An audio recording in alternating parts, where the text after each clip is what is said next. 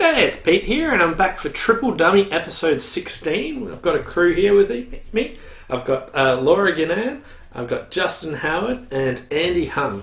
And today we're going to be talking about a few different topics, but we're going to start off with the recent Canberra Southwest Pacific teams and National Open teams, which was won by Team Lavazza over Team Milner. And there was a little bit of controversy there. There was a couple of fouled boards. And they got replayed, and it was all fair in the end, but it had some effect. So, Jazz, why don't you run us through what actually happened?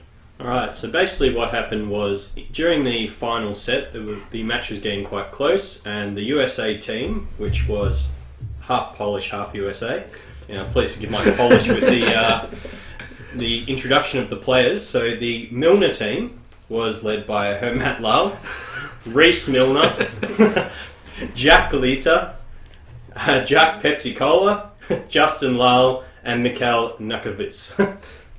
Try again. Nawasaki. Whatever. That was much better than I could do. Yeah. Sorry, Mikhail. Your name is unpronounceable. And the Lavazza team. The Lavazza team was headed by non-playing captain Marie Lavazza, Antonio Cimenta, Agustin Madala, Alejandro Bianchetti, Giorgio De Boyne, Norberto Bocchi, and the Dane, Dennis Bilday. You sounded much more comfortable with the Italian names than the... Yeah, well, Polish is not my strong point, I'm going to say.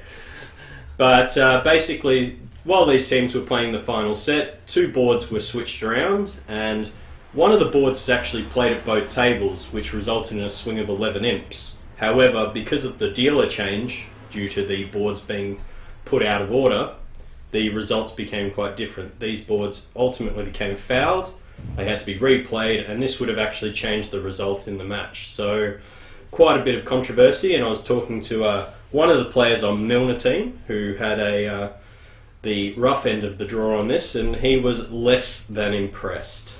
It certainly came across when they were doing very well, they had a good lead, and then suddenly this board gets taken away from you, they bid a grand slam, and that takes away a lot of wind out of your sails. So we're going to talk a bit more about that in a little bit. So what actually happened was, it was board 27 that was played at the correct table, and at the other table the board 27 board was put into board 28, which meant that it changed the dealer up, and at the other table there was a preemptive opening, which meant that the Grand Slam was much harder to bid and wasn't actually bid at that table. Which may or may, would the Lavazza team have bid at the Grand Slam? Who knows, but we can't actually judge it. So that's why that board was fouled, and they got some redealt boards. So what are your thoughts on the whole situation, Andy? I guess as with other things, or some things in bridges, it's just down to luck or bad luck. It's a bit random, for example, that board for the Milner team could have been really bad. Something would have gone completely wrong, or a foul break or something. Imagine they bid up to Grand Slam, it was a 5-1 break or something. Or not 5-1. Something foul. That's the normal trump break for the Polish, isn't it? A 5-1 trump break. While they're in their 4-3 fit. Bad luck. Yeah, we always want to try to avoid these things as much as we can, but I guess there are some possible solutions. For example, maybe one possible solution is rather than deal two sets, just deal one set, so then both tables will play the same boards. The same sort of boards. I guess the downside to that is in terms of the ViewGraph BBO, where it might take a while for the scores to link up until they've both played the same boards. So when you're playing finals matches which are based around BBO, the idea is that each table gets their own set of boards so that you can play the boards at exactly the same time. This allows the BBO watchers to see the boards at real time as the players are playing them, rather than if you have one set of boards between two tables, then you've got one table finishing 8 boards before the other table even gets their first comparison in, which makes the watching a fair bit worse. There's also other issues. In terms of, there's the player aspect, the human element, if you are playing with two sets, comes into it. So players could foul boards rather than just the board dealers. Also, with everything that's gone on, there's potential things of the way you put your cards away and things like that that could be seen as bad to have the same set being played at both tables. So I don't think that'll be something that they head towards, but would have solved the issue here and meant that they played the same boards. What are your thoughts on the view graph experience? Because when I was watching it, they read out the boards, which was whatever, but basically they couldn't actually show us what the new deal was, and people watching the final live had no... I still don't know what happened on those boards. Torture. So maybe what they could do in future, and this is something, is having two extra or 5 extra boards automatically being able to be loaded. I don't know how easy it is to load hands in the middle of what's going on, but if you have 5 set hands in case there are foul boards already, just pre-dealt, you could have a file that you load up the extra boards. I don't know how practical that is because I've never done BBO view graphing, but We've got the world's best view graph. I think it's fairly easy. I mean, you just have to pre-make those 5 additional boards into the file, and you can just load up the file. You just need to play the normal 16 boards as per normal, but if there's more, then you can you can load them up at the end and have the but carry you can't do forward. it like the last minute thing where you just add it on. No, you have to have it all pre-done. Yeah. I think a better solution would just be Don't fail preventing boards. this. Well, I mean, there's various ways that, for instance, it could have been picked up. Just sort of general board checks. Also, for instance, if you're a player, if you ever get... I mean, it's different if you're passing boards on in terms of you've just played them and you pass them to another table and you get boards that are out of order from another table. But if you're ever in one of these situations, it should be something that's a bit suspect to you if you get 28 before you get board 27.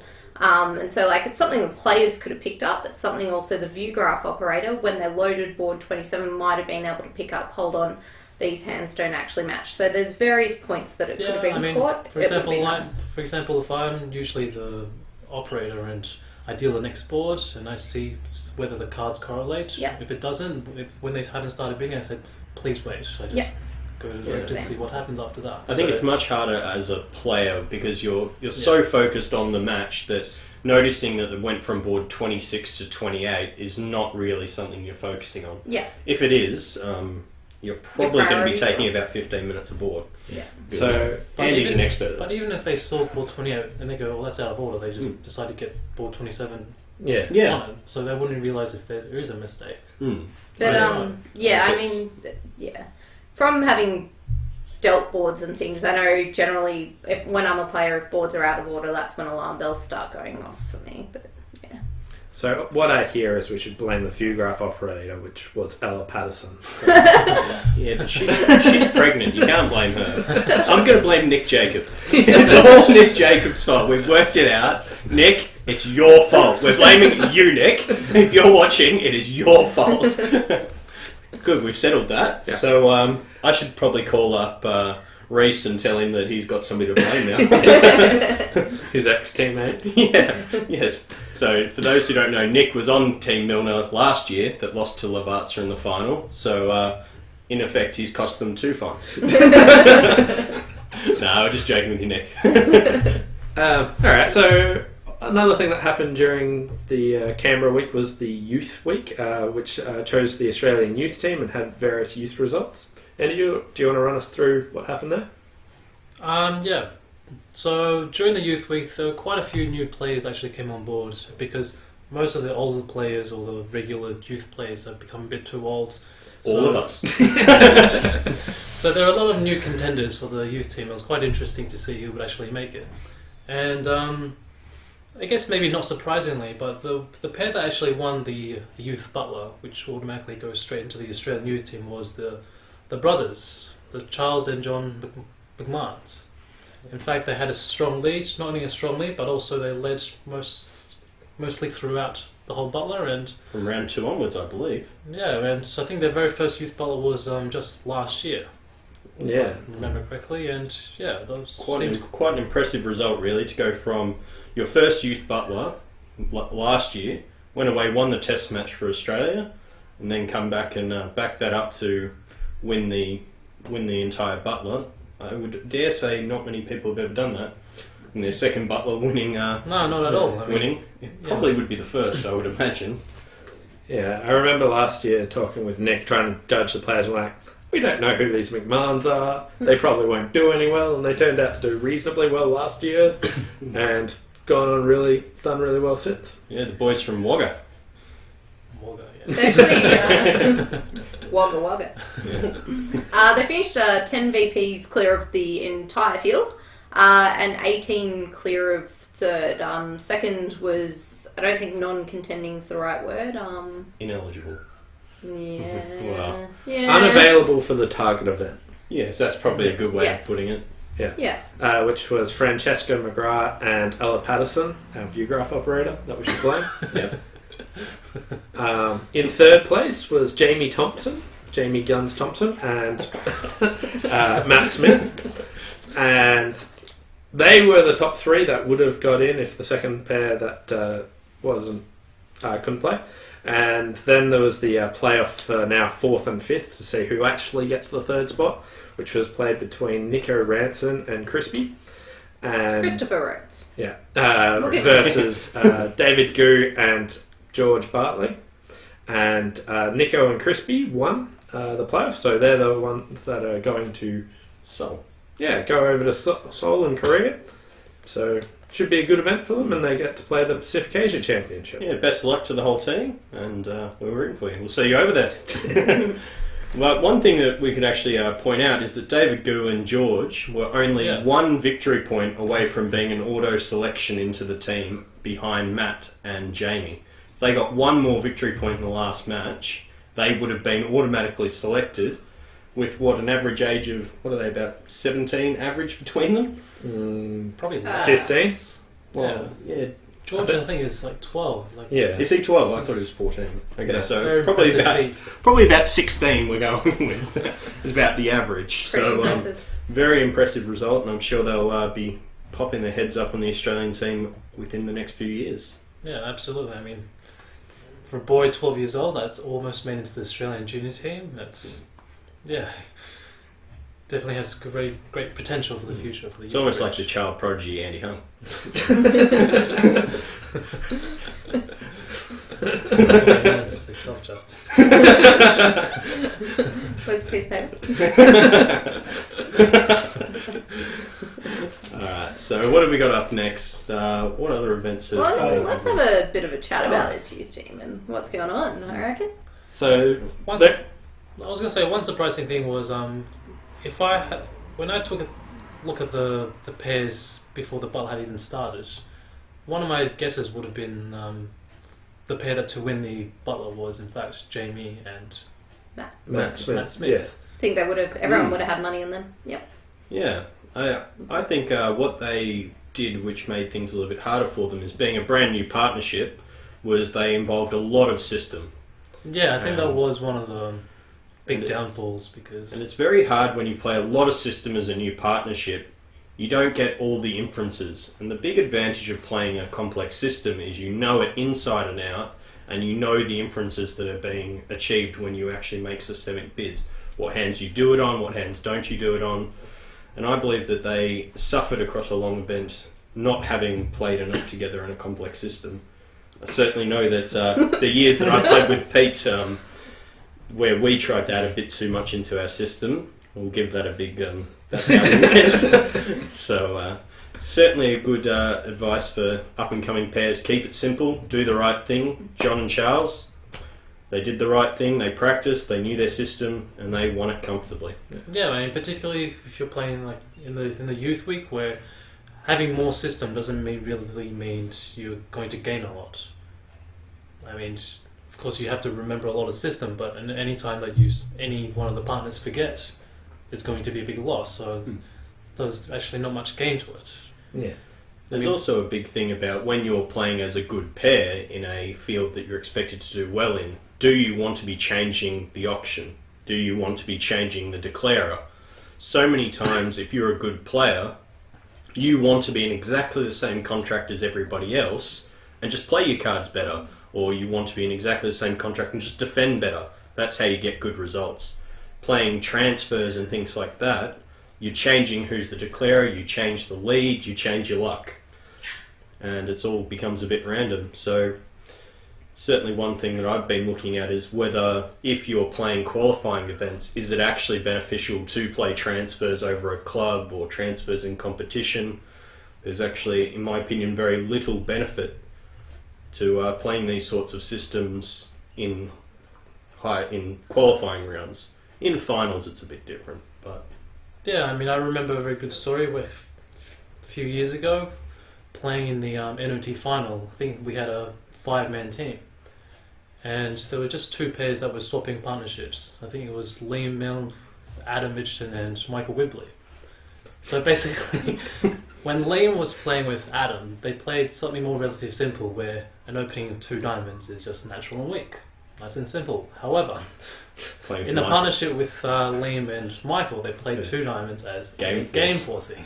And of course, after a whole week's playing of the Southwest Pacific teams, and then the quarter for the round of 16, round of 8, etc., down to the final, you would expect some sort of hiccup, and obviously there it is. We had a better hiccup than that 2 diamond opening, where Liam opened 2 diamonds, intending it as weak and natural, but You guys play at the 5-level doubled, was it? yeah, 5 level double, 5 hearts double. what was that, 1400? I think it was 2,000. 1,000. Postcode. Wow, Pete and I are good at going for 2,000. That's our number that we go for all the time.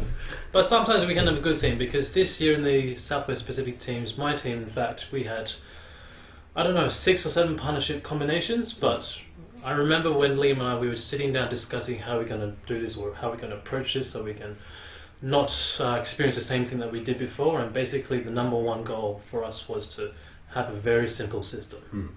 Simple system throughout most of the 90% of the partnerships, 2-page system, and that's it. Yeah, I think that's a very, very good approach. Yeah, might not be the best, might not be the most effective way, but You had a nice simple system, and you guys made it through to be probably the highest placed Australian team. yeah, I think we did. Well, yeah, equal. Yeah, considering you had basically the 4 Kiwis playing with Tony Leibowitz and David Beecham were in the other final. Yeah. Semi. And then Yeah, I guess they weren't Australian, yeah. so that's what 4. We count them as Yeah. Australians. Yeah, we got Beechy and Lebo. Yeah. That's all the Aussie we need. No, it was a good result by Andy and his team, and by the Kiwi boys and Tony and David. You heard it here, like, from 2 of Australia's greatest players. Like, Peter Holland and Andy. I often have people who have sort of like just found their feet in bridge, and they think they know what's going on, and the next thing is, alright, what's the next step from here? And constantly people are like, so I want to learn conventions, and I want to learn system, and it's like, nah, just don't do it, because the idea is you learn a convention, and most of the time just playing simple bridge, you're going to get yourself to the same contract anyway. What you're going to get the most reward from is actually improving your card play. Chucking in a bunch of conventions, it's not worth it, especially in sort of the early days when you're looking to improve. I believe there's a book, 50 Conventions You Should Know. They should probably rewrite that. There's 50 conventions you should not play. Which would basically be anything you learn in the first 2 years. Scrap it all. It's like the kids that we taught. They really didn't like us for not teaching them conventions, because they'd come up against them all. And pretty much everybody that played against them had tried to teach them conventions. And we're like, no, just stop. Stop. Oh no, you know Gerber now. No, don't love Gerber. Why? You first learn that an ace is the highest card, and then we'll work on conventions. Yeah, no. So many people try and rush into playing all these conventions. You're like, oh, I saw this person played them, or I heard this person played them. Unless you know what you're winning and losing out of playing a convention, do not play it. Yeah, pretty for example, general. one good question that I often sort of read about is people ask, which part of bridge, if you're really good at, which aspect in terms of bridge, if you're very good at it, would you get a lot of edge out of it? For example, in terms of bidding, defense, declare play, all sorts of those things. And it's quite an interesting question, because I always think it all comes down to the skill level or time management. That's one thing. But also just in terms of the skill level of player. For example, at the start, well, I guess the majority of the players, card play is certainly very important. If you're very good at card play, then you'll certainly get good results. But at the top echelon bridge, where pretty much everybody's good at card play, the best edge you can get out of is probably having a good system, and that's where you can start tweaking little systems, start adding things, and you might get small advantages out of that. But whereas down for the other mere mortal players, card play is definitely the mere mortals. This sci-fi fan. Oh, speaking of mere mortals, you get that. So one of it's really awesome to be here in Australia and have Team Lavazza and Milner come over and play in our national championships. It's a great thing for bridge. What's been funny is the last 2 years I've gone up to teams that are sort of mid-ranked in the seeding, which happened to draw Lavazza and Milner in the first round. And I've gone up to them and sort of asked them, like, what did you think? How did you go? Like, how did you feel during the match? And it's so funny seeing the difference in talking to different people. There's been people that go into it with sort of this poor attitude of, no, we shouldn't have to play them. They're so much better than us. It's unfair that we have to play them. We're about to get our asses whooped. And they go into it with that attitude, and you know what? It's a self-fulfilling prophecy, and away they go. I believe the team that they picked in the quarterfinals had that sort of "how dare you pick us" approach. This year I was very happy to talk to one of the partnerships that played against the Milner team in the first round. And I was talking to one of the partnerships and they're like, yeah, it was great to them, but I was really annoyed. And I'm like, why are you annoyed? And he's like, because I wanted to play the Polish World Champions and my teammates got to it. And I'm like, that is the attitude you should have. That is definitely the attitude. So yeah, I mean, anytime that you rock up against these sorts of, I don't know, players that you think are out of your league, they all bleed, and you know what? Take it as a huge opportunity for you. Yeah, exactly. I mean, bridge is probably maybe the only sport where you can in fact actually play against pretty much the world's best. Yeah, you play against world champions, and you can beat them if things go your way. If you play tennis, I mean, I don't think you'll get to play against Roger Federer any time in your life. Yeah, you've been playing tennis for 3 years, you turn up to, you know, a local tournament, and there you are, Roger Federer, and you're like, I would say this is unfair. Why am I playing Roger Federer? But he'd be really nice about it and smoothly kick my butt. 6-0, 6-0, 6-0. But the other great part about it is you can actually extract some imps out of them. So we were talking about like the Oz Open final. And I'm like, so Pete, what do you reckon? Maybe 1 in 50, 1 in 100, 1 in 200 of their serves you could actually return back over the net? If you're lucky. So, and clean winners off your serve. Maybe you'll get a second shot at the ball 1 in 100. At bridge, you can extract imps out of these guys. Like everyone, it's about them not making mistakes just as much as you. So, and if you can't get imps out of them, buy them a drink and sit down and chat with them and work out why you lost. Yeah. They're all up for a free drink. Yeah, it's free knowledge. Who said knowledge didn't come in a glass? Alright, moving on to the next point, which was talking about another event that happened at Canberra, which was the restricted event. There were several restricted events. Laura was the novice liaison and ran it. Do you want to run us through what happened controversially in one of them? Not particularly. Ooh. Controversial. Dun, dun, dun. Come on. This is a bit of a surprise to me. No, not particularly. I don't think there's anything worth mentioning. I mean, one thing that I guess happens throughout bridge events is that sometimes there's events where, for instance, they're restricted in some sort of way, and like here in Victoria, an interesting part is the idea of what happens in terms of restricted events. And I have to say, I'm in a way a bit of a culprit for this. So when you come over to Australia, if you live overseas and have played for another country or in another country, you sort of get an equivalent master point rating of what you had in your country. They try to make it work out so that you sort of get the same recognition, you'll be at the same master point level. But, I mean, obviously this is a really hard thing to do. You're not really comparing apples with apples. Even my partner in the NOT this year, or I wish I got to the NOT, in the Southwest, Anne Edwards, came across and got 250 or 260 master points, and there is no way that accurately reflects his master point ranking. And like here in Victoria, there's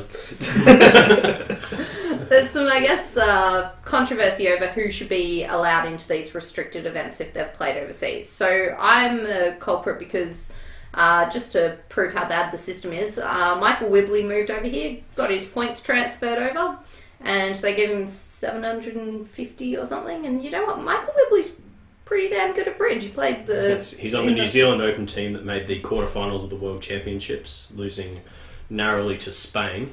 Yeah, very narrowly. Yeah, so he just got the quiet 700 odd master points. And here in Victoria, they have a team which is a non-grandmaster team which can qualify for the GNOT here. Under 1,000. Which is, under 1,000. And they'd only given him 700, which does not accurately reflect his skill level. What do you reckon he needed? 7,000. 7,000. Yeah, just give him make him a gold grandmaster and get it over with. So yeah, I mean, he played that and they couldn't say no to it or anything. And I mean, part of it was because it was awesome to get the opportunity to play with him, but part of it was to sort of, I guess, show the system that it's not really working. And I guess it's just a problem that the world has. This reminds me of when Pete went away representing Australia. In the Open, we went and played a World Invitational event, came back, and then Pete, the very next week, played a restricted event. Did you win, by the way? No, didn't even win. Came a quiet third behind two other Australian representatives.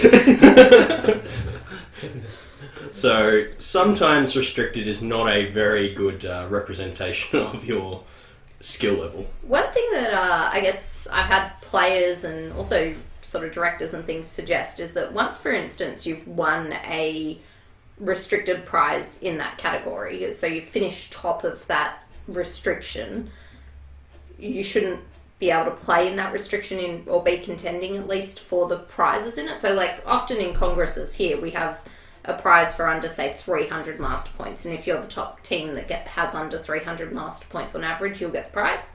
But you know what, if the idea is because it's a lot of the time the same teams that keep winning it, so the suggestion is if you've won it, then you're not eligible to win it again. I like that approach. I mean, I think that's a very, very good approach. If you could even do it if you win 2 restricted events in a calendar year, you're not allowed to play restricted from then on. You know, I think something along those lines does need to be done to stop, particularly people who come over and don't announce that they played in a different country, which is quite a lot of people don't know that they should. Yeah. You come over from a different country, why would I think that the first time I go play at a club that I need to announce that, hey, I've played here, here and here, I've got this number of points? It doesn't seem like it's something that should be your responsibility. There's also other people that learn online and play online for many years and then eventually come to clubs, and master points won't reflect their skill level either. So these restriction categories are pretty tough. Like, it's pretty tough when people like that, like, they haven't done anything wrong, they've only earned that many master points, they haven't.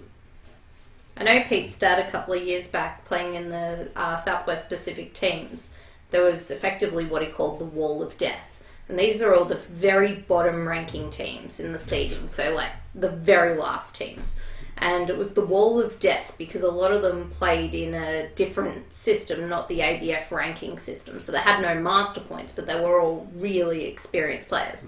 So it originally on paper looks like you're getting quite a good draw when you're getting one of the lowest ranked seeds, but anytime they got someone on that wall, they knew they were up to the Wall of Death. Yeah, it's very tough as well when you look at what's the hardest McCutcheon ranking to win, and that's normally the nil master category.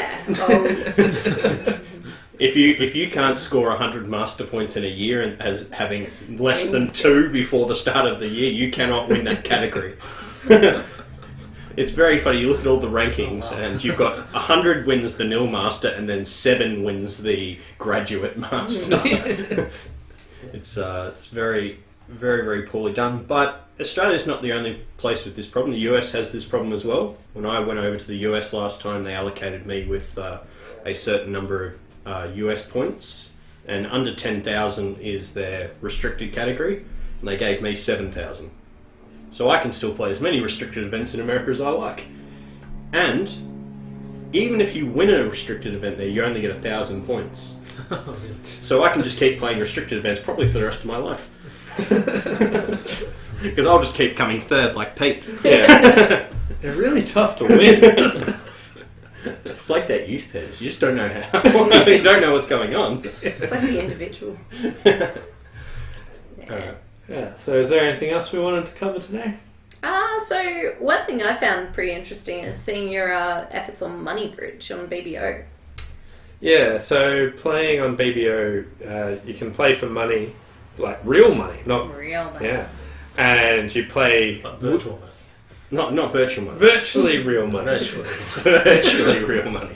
But you play with a robot against one person and a robot. And when I started doing this, I was like, awesome, I'm going to make some money. But then, like, it's a really tough grind doing it. Like, I was talking to, like, Justin Lala, and he was, like, reckons that, like, really good players have this really low, like, hourly rate of actually doing it. And it's a lot tougher because everyone's really good at card play that plays it. And, like, with a robot, you can't refine your system, or your bidding judgment isn't going to be, like, it's going to pick you up swings, but not that many. So your actual edge over these players is really small. So it's really tough to actually earn money playing Money Bridge. Particularly, I've seen only a couple of hands played, but when you are doing strange things as an opponent, you're still playing with a robot. And remembering that the other person is playing with a robot as well. So if you know you've got absolutely no points, and the opponent's got to play with a robot, quite a lot of things happen, such as psyching, where they bid their suit that they've got a void in. And they go, okay, well, the robot, anytime you bid this suit from now on, is going to think it's a Q bid, so you can never play in that suit anymore. Yeah. So there's a lot of very tough things that you can do once you're familiar with it, to make life very hard for the opponents, which is why it's not really a long-term winner in my opinion. But I've only seen about a half a dozen hands where Pete was pulling his hair out. That's why he's kind of bald now. We all said he went and got a haircut, but he just played Money Bridge for a couple of hours. This is Justin Lyle's going to play some Money Bridge against you, isn't he? Yeah, so... Oh god, you're going to go broke, Pete. In the next couple of weeks, I'm going to try and line up a game with Justin Lyle where I put my money where my mouth is and play 20 hands and see what happens over the 20 hands, and we'll get him commentating it as well as me commentating it, and be able to see the different perspectives of what's actually happening there. So it should be a good experience, but I don't think the Money Bridge is the huge aspect of it, but hopefully I don't go broke during those 20 Yeah, hands. I hope your pockets are deep, mate. Do you just play the one table? Or? Yeah, just one table. Total points. Oh, right. Yeah. It's a pretty volatile game. Yeah. I think we need to work out the timing, because the options are that we could do sort of like 10 or 11 or 12 or whatever it is, but that equates to 8 or 9, I think, American time. So this is PM. So this is bad. Like, we don't want to get J-Lyle at that sort of thing. That's probably his premium. We need to make J-Lyle play in the morning. Yeah, you want... And you get, even if it's like 1 a.m. our time, I think that's the... Although the Justin strategy. only played one morning set in the qualifying, and that was against my team when I was sitting out, and we lost by 60, so I'm not sure the morning sets are any better, you know. Yeah. It's good though for BBO to add it in as a different feature. It's something interesting. One thing that seems to happen is if you start beating people, they just leave. Yeah. They get frustrated, they leave. So anyone you do have an edge over, they vanish. It's the people that you don't have an edge over that you keep playing with. So you have to like create a pseudo account, like just so you have no star or something. Yeah, mate. Well, Pete doesn't have a star anymore. Yeah, I don't have it. Oh, right. Like, I never asked for a star because I didn't want to be asked about all those, like, do you want to play in this team's match? I'm like, I just won't request a star and then won't get that. But For those who don't know, to get a star, you need to have represented your country. And once you have represented your country, you don't automatically get one. You have to ask BBO. So people who want to look good, like myself and Andy, requested a star because, why not? You know, you got to look I've good. got a star. I've got a star. Look at me. I can play random teams matches. Ooh, la dee da. Is that how you feel about your star, Andy? Yeah, pretty much. Yeah. It's pretty special.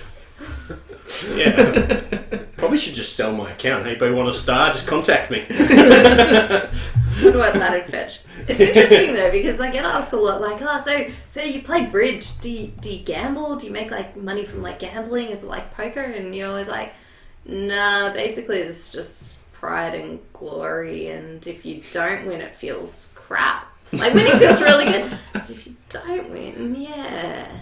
Yeah. How do you make money? I sit there and bat my eyelids. Might work for You you. do that really well, though. Yeah, thanks. It's my specialty. That's what they tell me. Oh, you know, I really want to play you. Bat your eyelids are real nice. We were talking. So when, for instance, the Federer and Nadal match was over, and you know Nadal put on like a really good appearance at the presentation That and was things a like wonderful that. speech. Could you imagine any bridge players that had just lost a final being that composed and well behaved? They'd just be Crying. Yeah, Rex. As coming fourth in world championships multiple times, we will tell you that it's not a pretty sight. You go back to your room, you grab a bottle of vodka, and you cry. You cry a lot, and then you think, "Hey, it's okay," and then you realise, "Oh, the bottle of vodka's gone. That's why it's okay."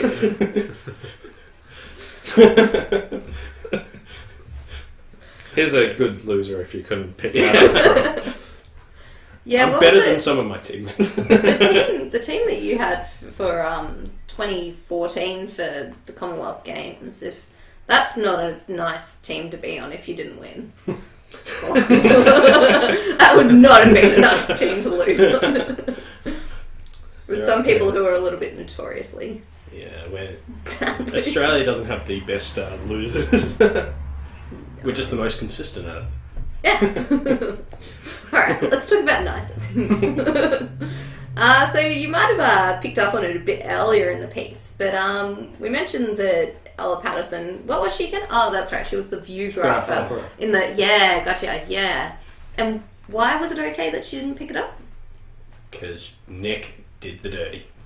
Charming. No, Nick and Ella are pregnant and they're going to have a baby in the start of June, which is why Ella and Francesca were ineligible to represent Australia in Korea, because Ella will be about to explode, really.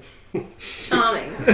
So, regular triple dummy appearer, or whatever you call it, Nick Jacob is going to be Papa Nick Jacob come a few months' time. And I don't know what that means for his triple dummy career. It might be over. There might be too much noise in the background.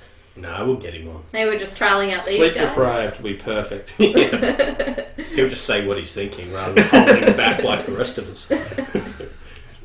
But it's interesting because there's actually quite a few top-level Australian players who now have really young kids. So we've got Nye, who has his own bridge team, basically. You say bridge or football? Football team, yeah. Nye Griffiths and Ali. So they've got... How many are they up to? Four. Yep. So we've also had Sataj Hans and Sophie. Did she change her name? No, don't believe so. No? No, Sophie Ashton. Sophie Ashton with baby Sasha, who's now, what, 6... 5 or 6 months? Yeah, I think so. Yeah, about that. Yeah. We'll have Ella. We've also got Lee Gold down here in Victoria, who has a couple of young kids as well. 2. So Maisie's, what, 3? 3 and 7, I think. Yeah, 3 and 7, something like that. So you've got all these little bridge babies kicking around from some quite accomplished bridge players. So it'll be interesting to see if... People just a little bit older than us raising kids. It's scary. And my brother and Lucy Hembest are probably expecting one in about 12 months. And Laura and Peter Hans in about 15. So, you know. Oh, really? But it brings up an interesting point, and a lot of people I know that the bridge players get this quite a bit of, when are you going to teach a kid bridge? Notoriously, there's a whole heap of juniors that have bridge playing parents that don't actually play bridge. For instance, the daughter of the World Bridge Federation president doesn't play bridge at all. She doesn't have any interest in it at all. She comes to bridge events and things, but doesn't want a bar of it. So it'll be interesting to see what happens. Nice kids have some interest in it. One thing we do get asked quite a lot is how and when should I start teaching my kid? I don't know if we're the people to give advice on this, being that we don't have kids. But well, we can only talk from our experiences. Our personal experiences, yeah. So I was taught when I was 5 or 6, and basically that was because my parents had a bridge club at the bottom of my house, which made it rather hard to avoid, especially considering you see something as a kid, you're like, I want to do that, I am doing that. Your parents are like, no you're not, no you're not, I'm going to do that. Yeah. So I learned very early, but it was only until the point where I got to about 10 or 11 where I started taking it at all seriously, where it was time where I could even sit down and play a session. So anything before 10 or 11, I would suggest you should hold off. Keep them to other card games, 500 or even mini bridge or any of those sorts of things. Yeah, just for them to have some fun, Just Yeah, I would have thought the good age would be about 13, 14. That would be a You already missed George nearly making the Australian Open youth team by that. That is well past. That is true, but I believe that about 12, sort of 13, 14 would be the best age for me personally, would be when I would think is the best age. I don't know, what do you guys think? I'd say get cards in their hands, definitely. Just always playing cards. Yeah. When the earlier you can get cards in the hand. Yeah. Doesn't Always matter play what they're card doing, games. just snap even. When they actually learn bridge would actually depend child to child. But like Justin said, tell them they can't do it or they shouldn't do it and just make them want to. Yeah. Don't force them into it, that's for sure. You definitely don't want to force your kids into doing it. You say, look, there's this thing on. I don't think you're old enough yet. Maybe in a couple of years you can come along and learn, but for now it's just something, to aim for in the next few years, and you'll have them there next week. One thing I think Pete had going for him was learning with mates. I didn't learn with mates, but I guess was... You were 6. I just bugged my grandma to teach me because she was off playing bridge, and finally she said yes, but she held out for quite a while. But in terms of if there's a few kids together, it makes it a lot more fun than just trying to teach a kid one-on-one. I think Andy's got a pretty cool story about the first bridge that he played with all the crazy no trumps. And well, I wasn't 6. You weren't 6, but it still sounds crazy. I can't even wrap my head around it. So yeah, basically, I learnt back in high school when I was about 16, 17. I guess during high school you might have the token Asian group where you play cards, and that's pretty much my group. See, if I said that, I'd get in trouble. But yeah, we didn't really play bridge. But one day, one of my friends, they knew how to play bridge. It was a different version though, but they taught all of us, and yeah, it was really fun. And then basically, it was a slightly different version where there were 2 extra bids. There was the small no trump, where it was ranked below clubs. It's basically same play as no trumps, but just the complete opposite, where 2 is the highest card and ace is the lowest card. Nice. So give you some bit of action, when you have no cards. Yeah. One small no trump. Yeah. 6 small no trumps. That's what it means when you're writing lowercase. Yeah. Smaller it is. Small doubles and big doubles as well. But one of them, the other one was called the middle no trump. Ooh. Probably won't do well if you have had a couple of drinks and played a middle no trump contract, but it was situated between diamonds and hearts, where the 7 is the highest card. Nice. Then it goes up, down, up, down. So 7, 8, 6, 9, 5, 10, 4, Jack 3, Queen 2. You see I like it. How much I played that. Quick, like I said that. Yeah, I'm still trying to... So what's the lowest? Ace. Does ace become the lowest? Feels No. like it would. Or 2. 2. 2 is the lowest. Ace. 2 is the lowest. Up, down. Up, down. High cards are bigger than the corresponding lower cards. Yeah. But in terms of teaching kids, in Queensland we have this. We run this.